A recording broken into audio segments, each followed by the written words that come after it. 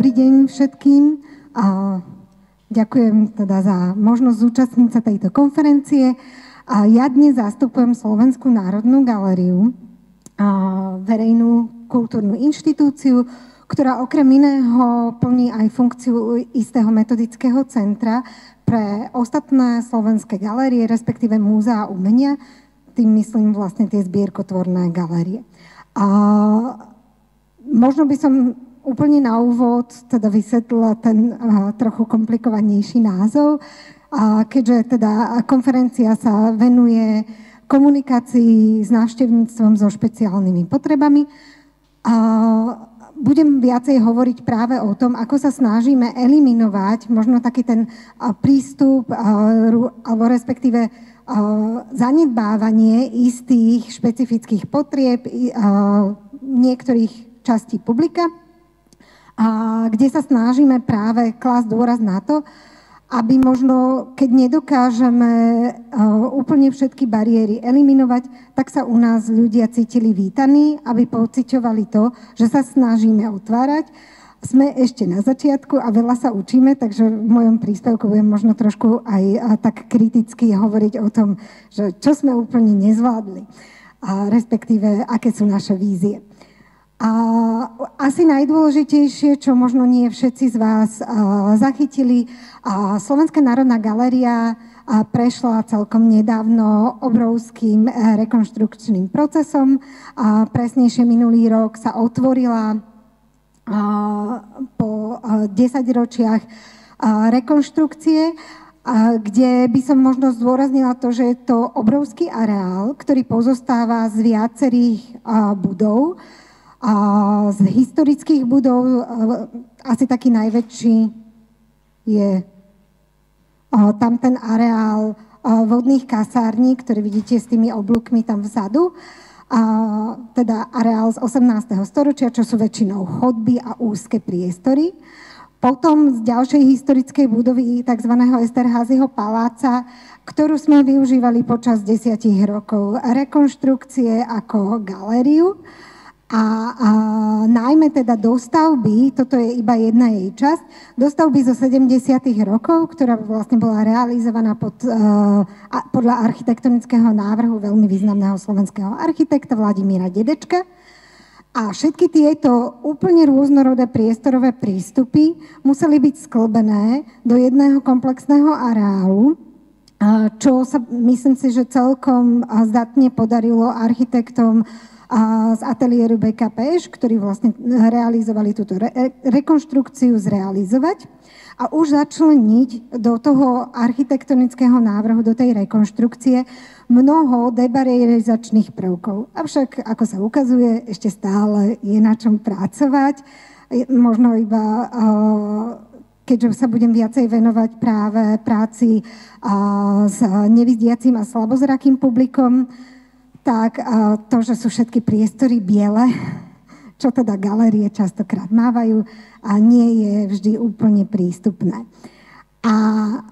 Aby som teda prešla možno tak ďalej, tak práve táto rekonštrukcia a vôbec celé to postavenie Slovenskej národnej galérie bolo nevyhnutné aj k tomu, aby sme mohli pristúpiť k určitým takým krokom, kde pociťujeme ako tá najvyššia takáto inštitúcia na našom území určitú spoločenskú zodpovednosť, kde veľmi dôležité je práve tým, že sme verejná inštitúcia, otvárať sa skutočne širokému publiku. Preto budem dnes hovoriť najmä o nevidiacich a slabozrakých, pretože automaticky veľká časť publika si myslí, že ty vlastne v galérii, čo by tam hľadali, keď je to všetko určené iba na pozeranie. Takže budem sa snažiť zamerať ten príspevok práve na to, ako sa snažíme citlivovať vnútorne, to znamená, že celú tú našu inštitúciu. Približím niekoľko takých krokov, ale okrem toho aj ako používame práve tento prístup na citlivovanie spoločnosti všeobecne. A to možno potom rozviniem ďalej v ďalšej časti toho príspevku. Aby sa ľudia u nás cítili skutočne vítaní, tak možno také veľmi dôležité je to, že veľká časť toho areálu je bezlístkovou zónou. Snažíme sa, aby tá kultúrna inštitúcia nebola vnímaná ako inštitúcia, ktorá je určená iba pre milovníkov a milovníčky umenia, ale že je to teda inštitúcia, kde sa dá nejakým spôsobom kultúrne tráviť voľný čas a práve preto sa otvárame. A snažíme sa otvárať teda citlivo a s tým súvisí napríklad aj spôsob komunikácie ako takej, skutočne so širokým spektrom publika. A tu je iba niekoľko takých príkladov, čo si uvedomujeme, že je veľmi dôležité používať aj citlivý jazyk pri tom, keď o tom návštevníctve, o ľuďoch, ktorí k nám prichádzajú, hovoríme ako o ľuďoch a nie ako o nejakých problémoch, preto som vlastne v nejakých tých pojmoch zdôraznila ten pojem ľudia s autizmom a nie autisti a tak ďalej, čo je taký citlivý spôsob komunikácie a už to je niečo, čím dúfame, že sa správame pozývajúco, ústretovo a možno to je taký asi jeden z takých dôležitých aspektov, ktorý nám pomáha vnútorne sa nastaviť na nejaký taký spoločný, ako keby komunikačný jazyk, ktorý si osvojujú všetci ľudia pracujúci v Slovenskej národnej galérii. A s tým súvisí napríklad aj to, že keďže teda celé prízemie toho veľkého areálu je tou bezlístkovou zónou, tak je veľmi dôležité, aby nie len to, že tam môžete vojsť a pohybovať sa bez toho, že by ste si museli zakúpiť nejaký lístok, čo už môže byť pre niektorých ľudí určitá bariéra, najmä keď teda lístok stojí 9 eur, čo neviem teraz veľmi rýchlo prepočítať do českých korún, ale možno si to budete vedieť zadať do nejakej eurokalkulačky. Ale okrem iného sa na tomto prízemí nachádza aj personál, ľudia, ktorí sú školení a ako to tu už bolo niekoľkokrát spomínané, veľmi dôležitou súčasťou toho vnútorného citlivovania sa a nastavovania tých procesov sprístupňovania je spolupráca s rôznymi organizáciami, ktoré sa dlhodobo venujú práci s konkrétnymi skupinami, s rôznymi znevýhodneniami alebo priamo teda už s ľuďmi, ktorí tie nejaké znevýhodnenia pociťujú, kde v spolupráci s nimi sa vzdelávame vnútorne a potom teda aj smerom von v tom, ako komunikovať s ľuďmi s konkrétnymi špecifickými potrebami, ako im vychádzať v ústrety. A veľmi dôležité je, že takto je školený práve personál prvého kontaktu. To sú vlastne asistenti a asistentky výstav, sú to ľudia, ktorí pracujú na recepcii, ale okrem toho aj PR, marketing a vlastne všetci ľudia, ktorí zodpovedajú za programy, či už edukačné alebo rôzne iné sprievodné programy v tej galérii. Tým dúfame, že vlastne nastavujeme určitú takú ústretovosť, pretože nie vo všetkých sférach, ktoré sú možno také náročné na prebudovanie, sa to úplne darí. Myslím tým napríklad architektúru, ale aj ten web a rôzne také technické výmoženosti, v ktorých ešte máme veľké rezervy.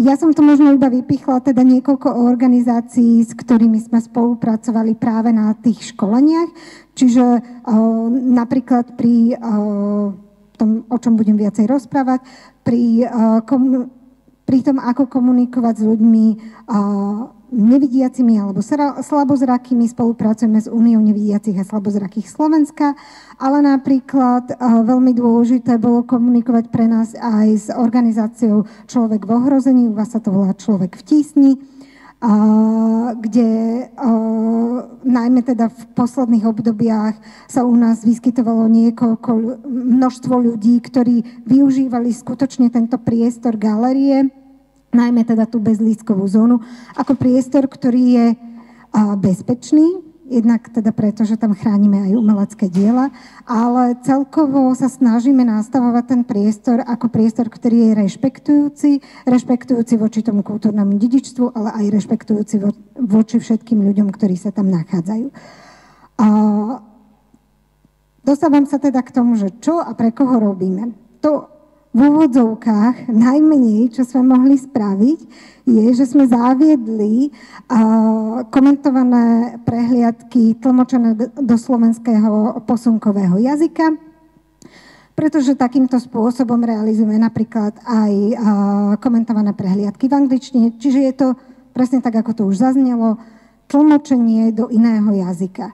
To je to, ako hovorím, v úvodzovkách najmenej, čo sme mohli urobiť a spolupracujeme pritom s veľmi podobnou organizáciou, ako to bolo The Friends, myslím.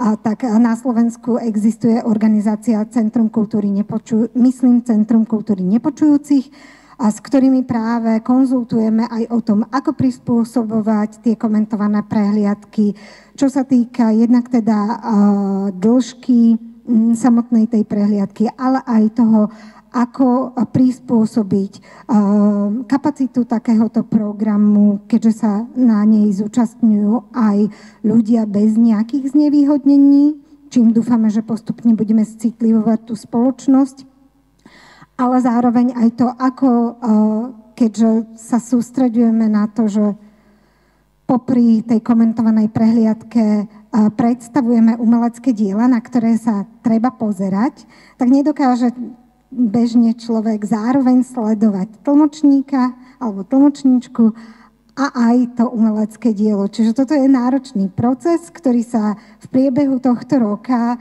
postupne učíme, stále sa snažíme to zdokonalovať a veľmi nám pomáha pri tomto, že samotní účastníci a účastníčky týchto komentovaných prehliadok sú veľmi zdielní a okamžite nám povedia rôzne tipy, a čo sa im pozdávalo, čo im vyhovovalo. Možno najviac teda pozitívne reflektujú to, že to nie je forma videa, ale že je tam živý človek, ktorému môžu klásť otázky, tak ako to bolo spomínané pri tej botanickej záhrade v Prahe, že teda naozaj je to človek, ktorý rozumie tej jednej zložke, a to je to umenie a vie, ako ho sprostredkovávať, ale potrebuje sa preškoliť aj v tom, ako komunikovať tejto skupine so špeciálnymi potrebami.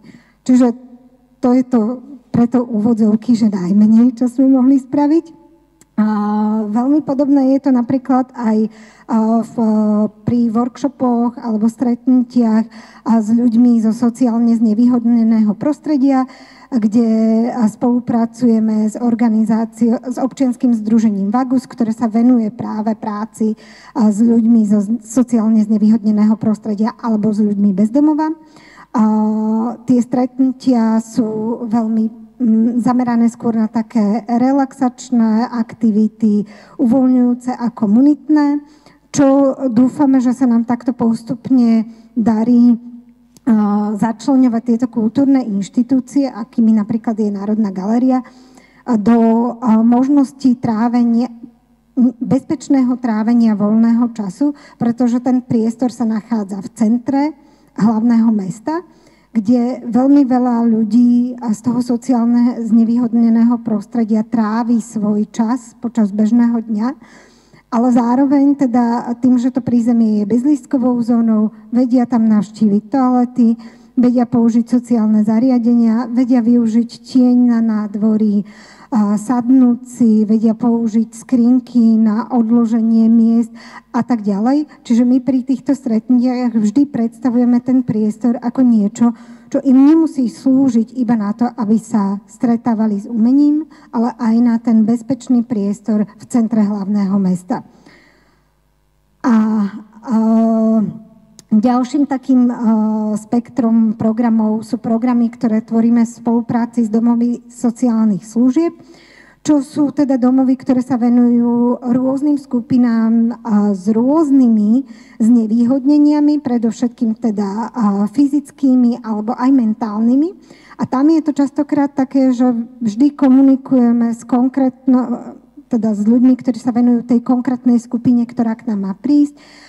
Informujeme sa o ich znevýhodneniach, ale informujeme sa napríklad aj o tom, akým činnostiam sa vo svojom voľnom čase, keďže sú to domovy sociálnych služieb, oni bežne majú množstvo ďalších aktivít, čomu sa venujú, na čo dobre reagujú, aké aktivity sú im príjemné a tak ďalej. A veľmi dobre reagujú samotní teda klienti a klientky týchto domovov sociálnych služieb na to, že sa dostávajú podobné alebo rovnaké formáty programov, aké sú poskytované aj tej širokej verejnosti alebo komukoľvek inému. To už teda parafrázujem tie reakcie, ktoré sa nám od nich samotných dostávajú. No a aby som sa dostala k tomu najdôležitejšiemu, alebo teda k tej hlavnej časti môjho príspevku, a veľkou výzvou pre nás je, ako pracovať s nevidiacimi a slabozrakými, keďže sme inštitúcia, ktorá sa zameriava predovšetkým na vizuálne podnety. Dnes už tu zaznelo niekoľko príspevkov, ktoré hovorili o tom, ako sa dá alebo teda zlepšiť orientácia v rôznych kultúrnych inštitúciách pre ľudí so zrakovým znevýhodnením. Avšak pre nás je dôležité, že pri návšteve galérie alebo múzea umenia nejde ani tak o tie informácie, ktoré si chcete odtiaľ odniesť, ale predovšetkým o ten zážitok, o ten nejaký estetický zážitok a ten sa niekedy veľmi ťažko sprostredkováva prostredníctvom informácií alebo keď teda ste ochudobnení o ten vizuálny vnem. Takže to, čo sme vlastne v prvom kroku urobili, že sme sa začali rozprávať teda s Úniou nevidiacich a slabozrakých a pýtali sme sa, ako môžeme sprístupniť ten samotný priestor alebo aj teda to umenie nevidiacim a slabozrakým ľuďom. A tu vidíte zábery z prehliadky samotného areálu, kde sme potrebovali najprv tých ľudí akoby zoznámiť so samotným tým priestorom. Čo to tá zrekonštruovaná Slovenská národná galéria je, aké formy prehliadky alebo teda formy zážitkov poskytuje. A veľmi dobre nám na to poslúžila samotná tá architektúra, pretože, ako iste viete, v galériách sa väčšinou originálov umeleckých diel dotýkať nemôžeme, keďže sú častokrát jediný kus vôbec na svete a tým dotykom by sa mohli veľmi ľahko znehodnotiť. Výhoda je tá, že samotnej architektúry sa dotýkať môžeme a tá architektúra je svojím spôsobom tiež umeleckým dielom a to vlastne aj architekti rekonštrukcie z ateliéru BKPŠ veľmi dobre začlenili, že sú tam rôzne vrstvy historické spolu s tými novými. Všetkých týchto detailov sa dá dotýkať rôznych materiálov a počas tých komentovaných prehliadok sme vlastne podnecovali ľudí k tomu, aby sa pýtali, aby sa oboznamovali s tým priestorom a rozprávali sme sa o tom, čo všetko sa dá vlastne v tej galérii robiť, ako sa dá ten čas stráviť. A takýmto spôsobom sme sa potom snažili približovať aj umelecké diela, ktoré sa nachádzajú v samotných expozíciách alebo výstavách, kde pri takomto formáte nejakého programu s konkrétnou skupinou vieme napríklad zaradiť rôzne prvky, ktoré možno nie sú tými autentickými prvkami, to znamená, že teda nie sú to tie umelecké diela, na ktoré sa chceme pozrieť, ale sú to možno nejaké prvky, toto sú pomôcky od reštaurátorov, ktoré nám zapožičali pre program, pri ktorom sme sprístupňovali umenie expozície sakrálneho umenia. A kde sme teda vedeli priblížiť ten materiál, to, akým spôsobom sa mnohé teda tie detaily spracovávali, kde si mohli teda účastníci a účastníčky toho programu naozaj ohmatať síce nie tie autentické umelecké diela, ale tie prvky, ktoré im to nejakým spôsobom približujú. A počas toho programu bolo veľmi dôležité, že sme už v samotnej expozícii sakrálneho umenia mali umiestnené 2 haptické reliefy s audiokomentárom, čo je veľmi dôležitý prvok, pretože je to prvok, ktorý sprístupňuje aspoň časť tej expozície aj individuálnemu návštevníkovi alebo návštevníčke so zrakovým znevýhodnením. A veľmi náročné bolo napríklad vybrať tie umelecké diela, ktoré by boli takýmto spôsobom sprístupnené. A náročné z toho hľadiska, že sme sa snažili vybrať také umelecké diela, ktoré by ako keby zastúpili aj tie ďalšie umelecké diela, ktoré sa tam nachádzajú, ale zároveň v rámci tej expozície by mali byť umiestnené tak, aby tam boli isté také prírodzené vodiace línie. To znamená, že teda sú to... Táto fotografia to neukazuje, lebo nemám takú dobrú fotografiu, ale teda priamo v tom mieste, kde je teraz ten panel, sa nachádza vstup do tej expozície. Čiže ako človek vojde do tej expozície, tak popri tom jednom paneli prejde priamo k tomu reliefu. Čo bolo pre nás taká veľká výzva, bolo práve toto, akým spôsobom sa tam človek k tomu reliefu dostane. A to nás informovala Únia nevidiacich a slabozrakých Slovenska, ktorí nám teda vysvetlili, že tak ako iní bežní návštevníci a návštevníčky, ani ľudia so zrakovým znevýhodnením bežne nechodia na takéto kultúrne podujatia alebo návštevy úplne sami, že veľmi často sú to príležitosti pre nejakú spoločnú aktivitu, čiže prídu napríklad s partnerom, s partnerkou, s rodinou a vlastne vedia im takto pomôcť dostať sa k tým samotným pomôckam. Okrem toho je tam teda dôležitý ten prvok toho preškoleného personálu, ktorý vie takto návštevníctvo aj navigovať. A tento relief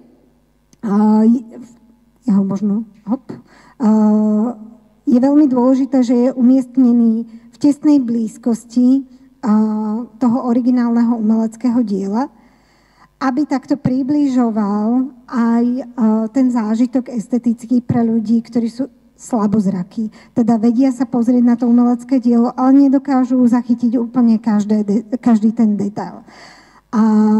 A okrem toho je asi najdôležitejšia samotná tá audiostopa, ktorá vlastne je navrhnutá tak, že sú tam 2 hlasy, jeden mužský, jeden ženský, ktoré postupne prevedú to návštevníctvo tým reliefom. Jeden z tých hlasov naviguje, ktorým smerom sa majú ruky pohybovať, na čo sa práve pozeráme, a ten druhý hlas pritom interpretuje. To znamená, že napríklad tento relief využívajú aj ľudia bez zrakového znevýhodnenia, dostanú určitú ďalšiu informačnú vrstvu, lebo ten komentár interpretuje samotné to umelecké dielo. A takým spôsobom vlastne fungujú tieto 2 reliefy, kde hlavnou zložkou tej expozície sakrálneho umenia sú teda diela z obdobia gotiky a baroka, preto jeden relief je z toho gotického obdobia, druhý relief je z obdobia barokového, jeden sprostredkováva dielo maliarské, druhý sprostredkováva dielo sochárske. A tým pádom aj ten zážitok z tej expozície je možno trošku taký komplexnejší aj pri individuálnej návšteve. Ale nám sa najviac osvedčilo, a to teda opäť mám tú reflexiu od samotných teda nevidiacich a slabozrakých ľudí, že najviac im vyhovuje ten formát toho programu, kde okrem toho komentára, ktorý je rozšírený naozaj na celú tú expozíciu, a teda možnosti priblížiť si za pomoci týchto reliefov to jedno konkrétne umelecké dielo. Súčasťou je aj taký workshop, kde pri napríklad tom gotickom diele sme hovorili o stredovekých dielniach, o tom, ako vznikali tieto obrazy, že tam každý ten remeselník mal na starosti niečo iné. A ten relief napríklad veľmi slabo približoval Určite to poznáte, takéto zlaté pozadie na stredovekých malbách, ktoré je vytvorené technikou tzv. Brokátovania, teda veľmi nízkeho reliefu. Aby boli lepšie viditeľné tie detaily samotných tých figúr, teda tej ikonografie toho výjavu, tak tento relief toho brokátovania bol aj pri tom haptickom modeli veľmi nízky. A preto sme ho chceli začleniť a približiť túto techniku, aby si účastníctvo toho programu lepšie vedelo predstaviť, o čom hovoríme a čo to vlastne znamenalo pre to stredoveké umenie, tak sme pracovali s takou technikou, kde si potom mohli v našom ateliéri vytvoriť taký vlastný relief za pomoci takýchto kartónových trojuholníčkov. Tie trojuholníky práve preto, že jednak teda symbolika Svätej Trojice, ale to je skôr taký ikonografický vedlejší efekt, ale je to tvár, a z ktorého dokážeme vytvoriť asi najväčšie množstvo ďalších symbolov a tvarov. A teda ľudia, ktorí sa zúčastnili tohto programu, mohli navrhnúť svoj vlastný ornament alebo vzor, ktorý potom otláčali do takej samotvrdnúcej hmoty a potom si navzájom zdieľali tie reliefy, rozprávali o tom tým, že si ich mohli ohmatať a rozprávali o tom, prečo zvolili práve takýto námet, takýto ornament, ako to celé vnímali. A teda tá spätná väzba bola tá, že takto dokázali oveľa viacej si odniesť z toho ten zážitok z tých umeleckých diel. Čiže to je možno asi taká najväčšia výzva pre nás, že ako s týmto pracovať ďalej, keďže zatiaľ máme iba v celej tej obrovskej galérii iba 2 haptické reliefy. A práve preto sa snažíme klásť dôraz na to, aby sme zapojili viacej takýchto interaktívnych prvkov a klásť väčší dôraz práve na tú individuálnu návštevu, pretože sa nemôžu ľudia spoliehať iba na to, že sa im z času na čas zrealizuje nejaký ten program. A to je ešte stále veľká výzva pri plánovaní ďalších tých programov. Chceme určite zaviesť, teda implementovať viacej tých hovoriacich reliefov do ďalších expozícií. Nie je to až taká vysoká položka a dokonca teda tým, že už máme tú skúsenosť s určitou firmou, ktorá to vie veľmi dobre aj v kurátorskej spolupráci zrealizovať, tak to nie je ani až tak časovo náročné. Čiže to je taká ďalšia vízia.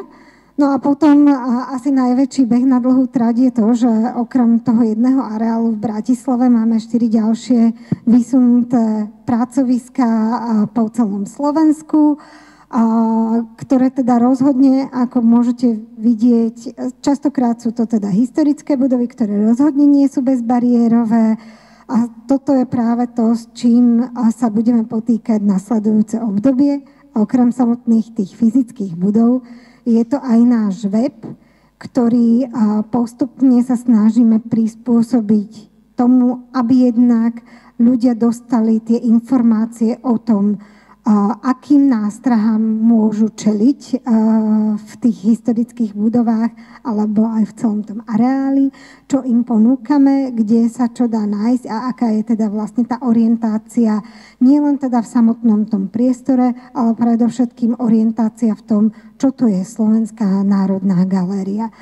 A ako si môžete všimnúť, tak ten web je zatiaľ v takejto veľmi jednoduchej podobe.